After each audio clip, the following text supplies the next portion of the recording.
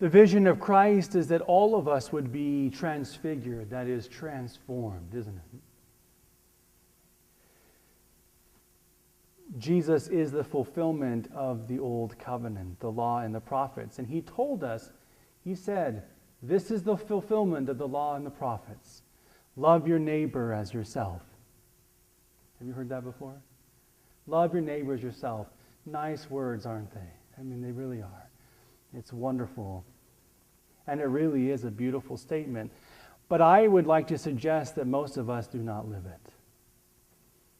Myself included, first and foremost. I think most of us love our neighbors much better than we do ourselves. Here's what I mean.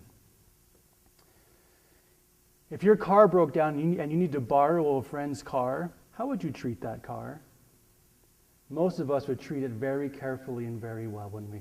And when we turned it back in, we would make sure it was all clean and filled with gas, and we'd be very grateful. Or if you had some honored guests over to your house for dinner, what do? We clean the house, we bring the good dishes out, and we are all on our best behavior, aren't we? How do we treat our own car? Not that cars matter. How are we when we're just with our own family? Interesting, isn't it? Interesting. We treat strangers much better than we treat ourselves. But imagine what it would be like if we didn't do that. Imagine what it would be like if we treated those closest to us the way we treated our neighbors. That would be a transformed and transfigured life, wouldn't it? It would be amazing if we were on our best behavior with those who were closest to us.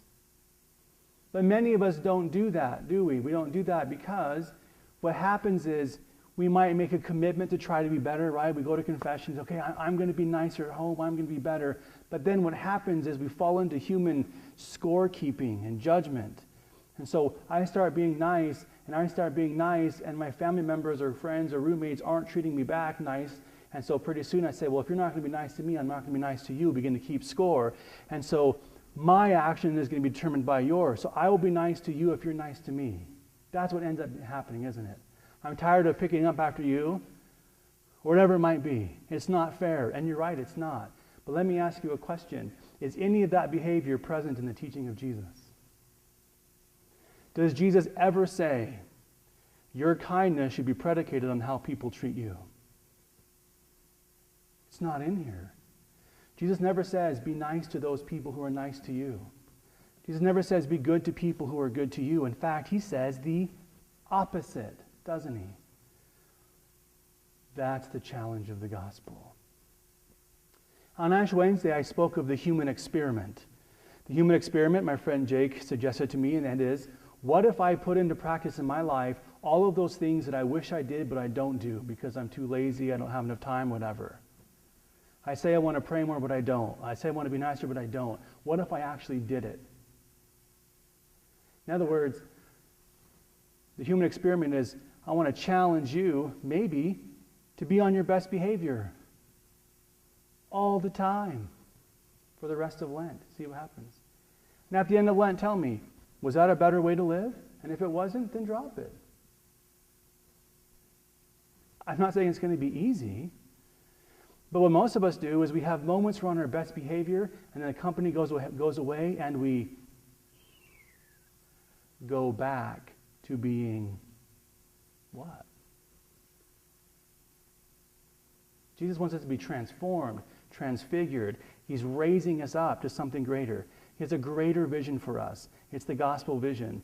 It's transformation. So brothers and sisters, there it is for you and for me. So go for it. I challenge you for the rest of Lent. Be on your best behavior, not just with the strangers and the guests, but with your own self and your own family. And just watch what happens.